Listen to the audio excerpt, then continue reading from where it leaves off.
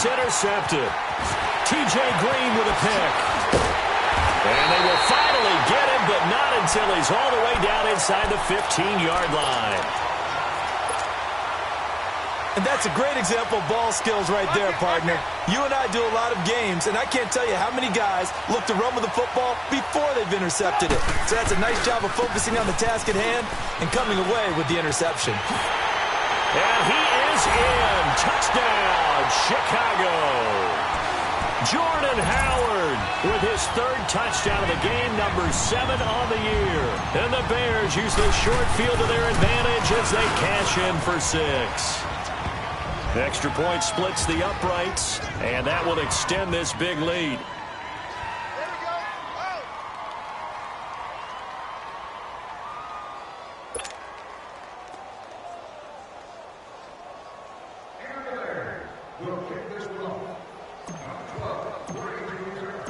The kickoff unit is out on the field, and they will send this one away.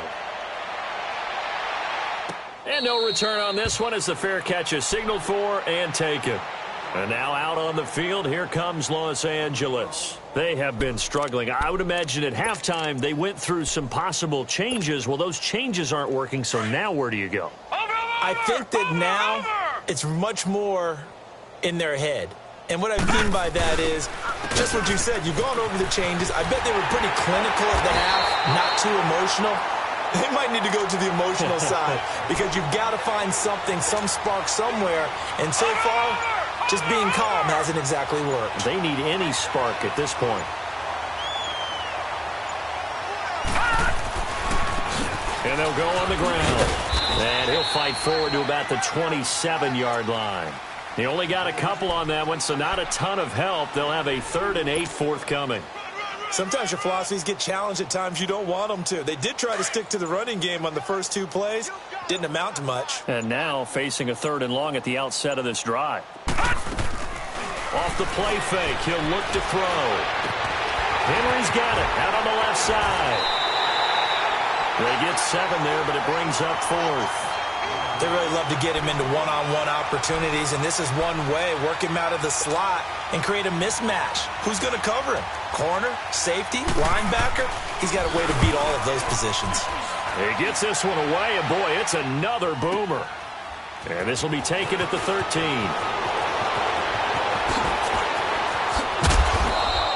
That'll be a 50-yard punt with 8 on the return. And the Bears take over.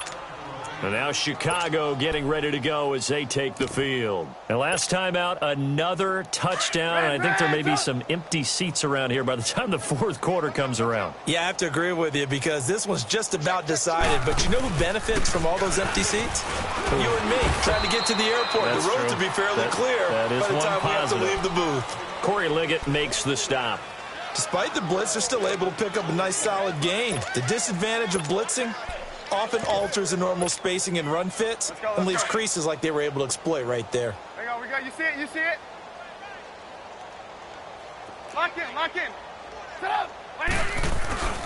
They stay on the ground. This is Marshall again. And he'll fight forward to about the 27-yard line.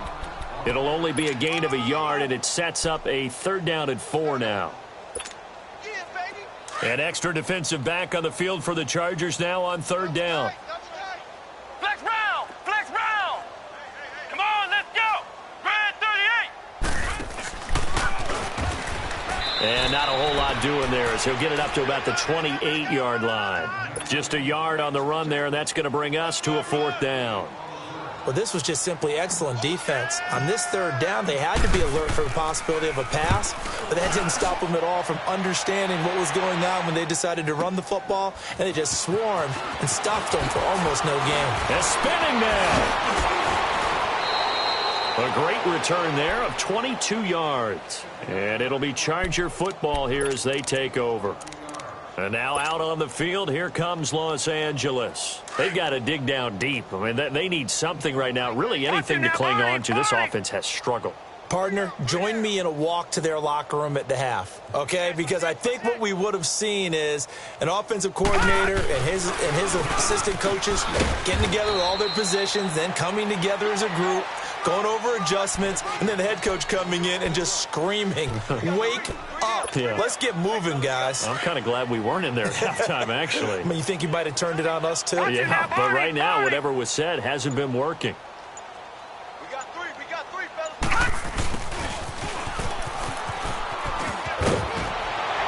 And he'll be taken down, but not before he works it past the 50. 14 yards is the pickup there and a Charger first down. Now that run, that's exactly why you stay with the running game. You don't abandon it totally. You stick with it, keep telling your guys to stay motivated, and they found a crease on that play. And they'll try the ground game here with the running back.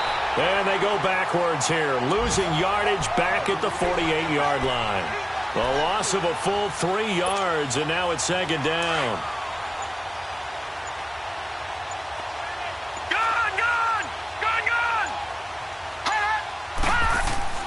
The play-action fake. They'll look to throw.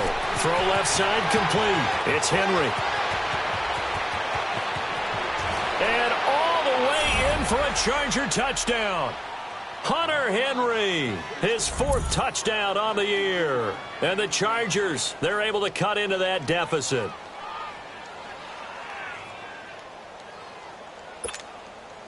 Harrison Butker is on for the extra point. The extra point up and good. And that will shave one more off this lead.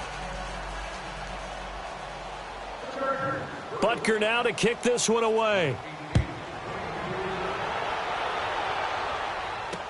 This is fielded a couple yards deep. And no run back here. This will be a touchback, and it comes out to the 25-yard line. Now the Bears offense ready to take over again. They've got the lead. Last time had to punt it, though. What's the key to this drive? I think it's leverage. The leverage. Big guys up front. You know the motivational speech on the sideline is, guys, give us an opportunity. Protect the passer, create space for our runners, and let's go ahead and get these guys. Low man wins. Let's go do it on this drive. We'll watch that leverage on this drive. They'll run with Marshall. And he's taken down, but able to slip across the 35. A gain of 11 to kick off the drive, and it's a quick first down. It's really come into vogue to talk about the different gaps that the defense tries to attack in an offensive line. And most of the time we're talking about blitzes. How many times have you heard double A-gap blitz? Well, where is the A-gap? It's the space between the center and the guards, either side. So when you're having a double A-gap blitz, that's 2 guys coming through that gap.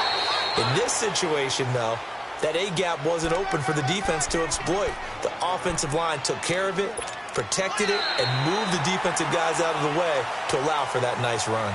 Back now at Soldier Field. A lot of happy faces in the crowd at this point as their guys have a big lead here to start quarter number 4.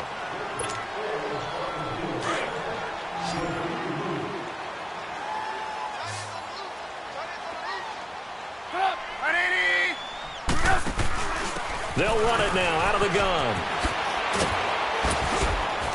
Looking for an opening, not much there. He'll get it to the 39. Only a gain of a couple there. That leaves them needing about 7 here on 3rd down. Bottom line, they want to keep this clock rolling, so they'll take that one right there. They just want to keep falling forward, and they want to put the onus on the big fellas up front in order to bring this one home. Set up. 180. Out of the gun, Trubisky. And he fires one that's intercepted. Picked off by Denzel Perryman. And what a return as he brings this all the way back down to the 20-yard line. Now they get a 4th quarter pick. A little something to hang their hat on, I guess. Okay, so let's face it, though. Who's happy about this play? Fantasy guys, right? Yeah. The analytics will tell you one thing or another. Has a bad play on one hand, a good play on the other, but it's all about the fantasy points here. Yeah. Because this ball game is over. Now a throw to the end zone on 1st down, but it winds up incomplete. And the coach has decided to throw the red flag. He will challenge this play. After the incompletion, here's 2nd and 10 from the 20.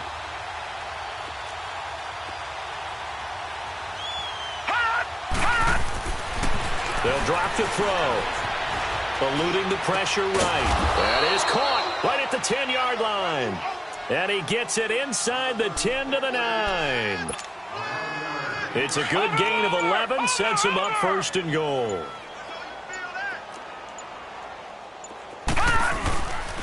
They'll try and run for it on 1st and goal. And this play doesn't go anywhere. Backwards, losing yardage to the 11. That's going to go as a loss of 2, and it'll be 2nd down. So they get pushed back to the 11, and here's 2nd and goal. Now back to throw. And this will be caught in the end zone for a Chargers touchdown. In for the score. And the Chargers capitalize on the short field as they take it in for 6. That's almost just not right. You cover everybody, but those tight ends, they can be awfully reliable. Very reliable. The defense just has to hate those guys. It just drives them crazy because oftentimes you can't match up with them. They have you either with size, speed, or maybe even just strength. They'll look to throw here. Over the middle, and it's incomplete. Protection was great. He had time to set up a campsite. But in the secondary, though, they were ready. And I think that in most places on the field, if you have that much time to throw the ball, someone's going to shake free and you'll find an open receiver. But condensed near the goal line on a 2-point conversion, all that exit, there's not any extra field. So it kind of closes in on them, and that allows you to cover a little bit better. Well, 4th quarter, they felt like they needed the football back. Unfortunately, they couldn't get it. And I know we brought analytics into the game, and someone has said here that the data says that when a team's expecting an onside kick, 80% of the time, the team expecting it, they do actually recover the ball, which is what we saw here. I just wonder if that number is much more of a anecdotal type of a number. Kind of like when the coaches tell us, well, when you score on special teams, 93% of the time you win the game. I'm still waiting to see that number is empirical. After the loss to start out, here's 2nd and 11. 180! Hey, gotta go, gotta go. Red, up. Lock in, lock in. On 2nd down, here's Trubisky. To the right side, complete to Miller. Oh, now he bowls him over. It's a big-time play there for the Bears. And even 40 yards. Still throwing the football here, even with the big lead. Yeah, I know you and I came up in a different era, and we think about sportsmanship and all that. Other people think about fantasy points and getting their numbers. That's all they care about right now. 180! Where's 52? Watch 52. 52's the mic. Hey, let's get this. Move. Check it out. From the shotgun is Trubisky. And he is in. Touchdown, Chicago. 3 touchdown passes now for Mitchell Trubisky. And the Bears will extend their lead. And when a Hail Mary is completed for a touchdown pass like that, I think any defensive coordinator just puts their face right into their hands. I don't think there's any doubt about it. And I don't have stats in front of me. I don't have the empirical numbers that say that in recent years the Hail Mary pass has been completed more than it has been, but it feels that way, doesn't it? And I know the defenses are spending more time on it. I think the biggest mistake they make is that they play everything from behind the receiver. I think they've got to start getting people in front as well to try and knock the ball away.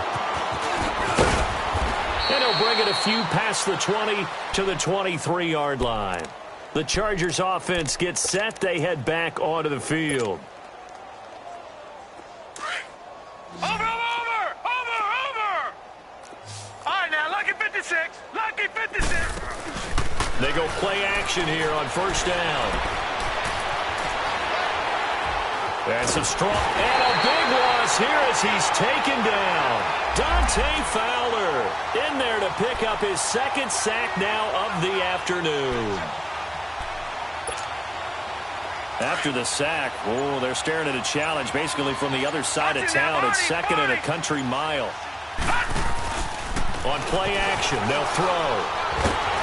A hit as he throws there, incomplete.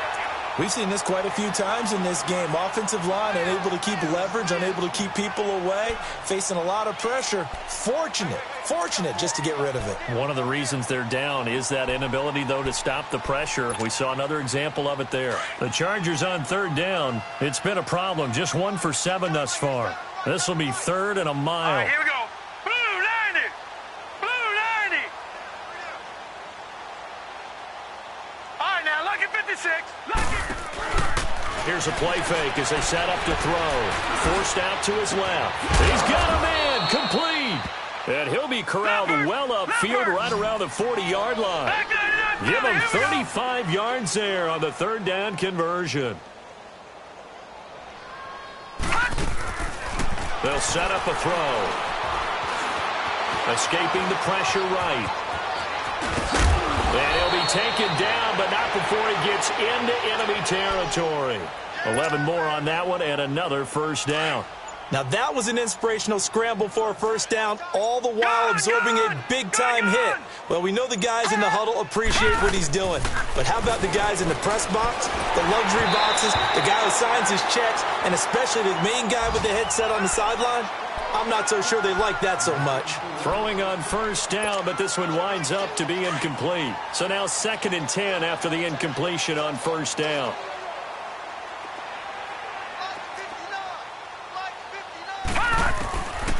They'll look to throw. It's caught on the right side. Williams. And he's got this down to the 35. The Chargers passing game rolling a bit here. They've got another 1st. Hard to believe his 1st catch of the game defensively. They bottled him up. That's why they're well on their way to victory. Put your best cover guy on him and then change the coverages behind him throughout the game. Brackets, double, zone, man, you name it. Make sure he gets a lot of angles. He'll get just a yard on the scramble. It's 2nd down. Time for a break. We'll come back and wrap up garbage time after this.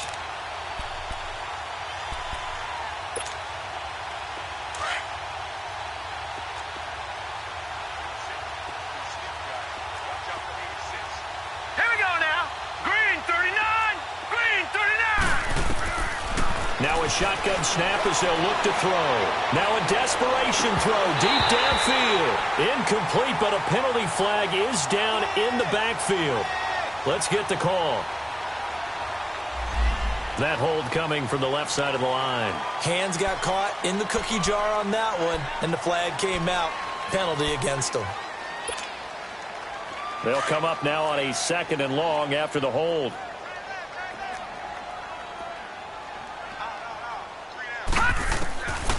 Out of the gun, they'll look to throw. And it's incomplete. Took a shot, couldn't connect. This defense was definitely alert to the possibility of the deep ball, and they were more than ready for it. They've got the lead, 4th quarter. Maybe can expect more passes like that downfield. Now on 3rd and long, they'll look to throw. Looking left side, and he's got a man. That's Henry. And he'll go down here at the 35-yard line. They do get 9, but it leads to 4th down. He wasn't the primary target, but I think it was almost like a check-down situation, wasn't it? Yeah, hoping he can break some tackles, a big tight end, but he couldn't do it. Yeah, get it to that big frame and hope he can scatter some bodies, unable to get it done. Now they go for it on 4th, but this one is going to wind up incomplete. Ball up to the 35 now as they come up on 1st and 10. Trubisky with the give to Howard. And he'll get this one up to about the 39 here. And give him 4 yards there. It'll be 2nd and 6. When we see those runs to the perimeter, when we see those runs to the edge, we think about big breakers, don't we? In this case, it was a modest gain, but it does open up possibilities here on 2nd down. They go with Howard again. And a little spin cycle. Room to run now. And taking it across midfield and inside the 45. 17 yards on the pickup there. The drive will continue. It's a 1st down. A good run by Jordan Howard. And now another 1st and 10.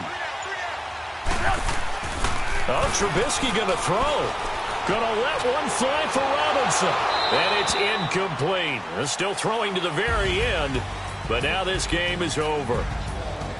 Well, Charles, it's one thing to win. It's another thing to win and put up the amount of points that they did.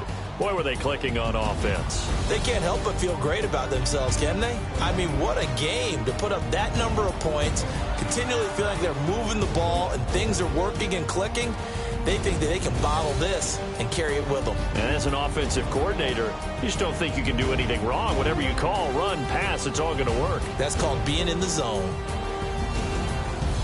So for the Bears, the win moves them up to 5-2 now on the year. And they will hit the road next week to take on the Minnesota Vikings. Meanwhile, for our visitors, they drop just their second game so far as they fall to 5-2.